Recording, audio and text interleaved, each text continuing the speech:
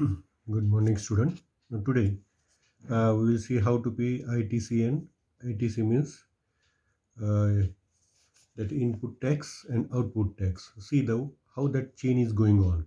Okay, so here one diagram is given. This is CGST is GST. Suppose this is 24, total GST 48. How it will be collect? See here, the chain is like this.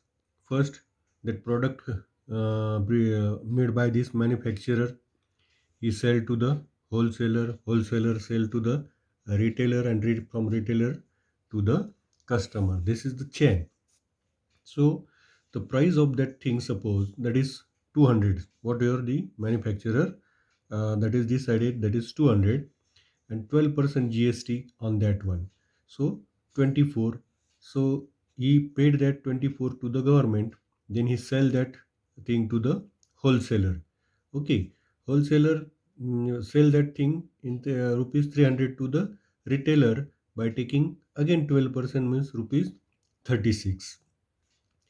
Then wholesaler sell that retailer, and then retailer again sell this one for rupees 400 to the customer. Customer also pay that 12% GST on that amount, whatever be the amount on that amount. So last is 48. Syrian GST 24, 36, 48. So how it will be computed?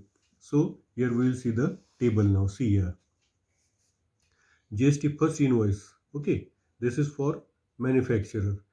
The price of that thing is 200. He paid CGST 12, SGST 12. The price of that thing is 224.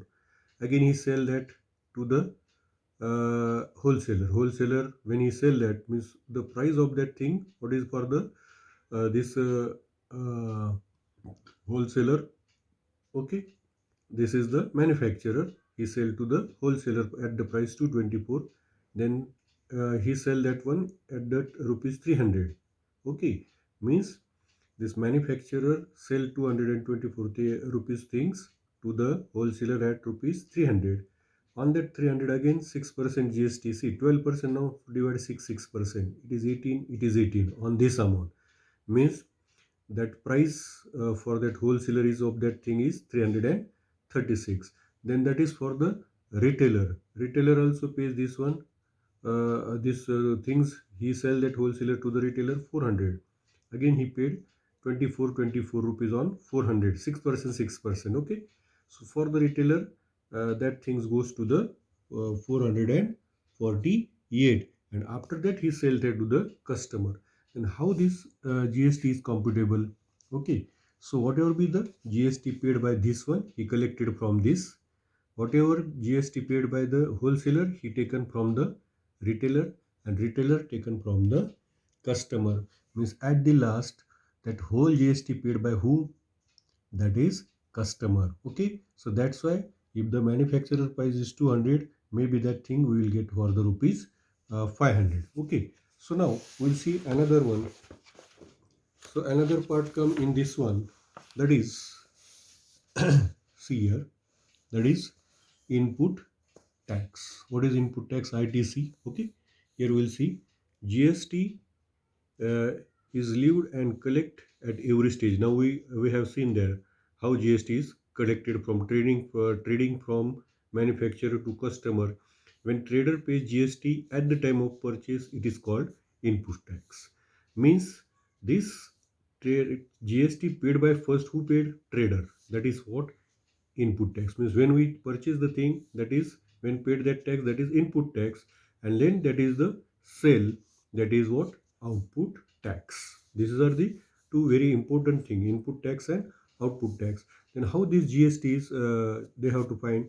See here, this is the formula. GST is how to find output tax minus input tax. Means whatever be the things at the last 440, or suppose 400, and then previously 300. So 400 and minus 300, it is 100. Means GST paid what?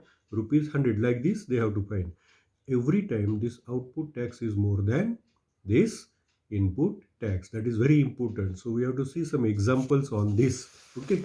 So you have to solve that example on this. And one more thing on this one. Okay. What is one example is given on that last exercise. I will solve two example. and that last example is based on this part.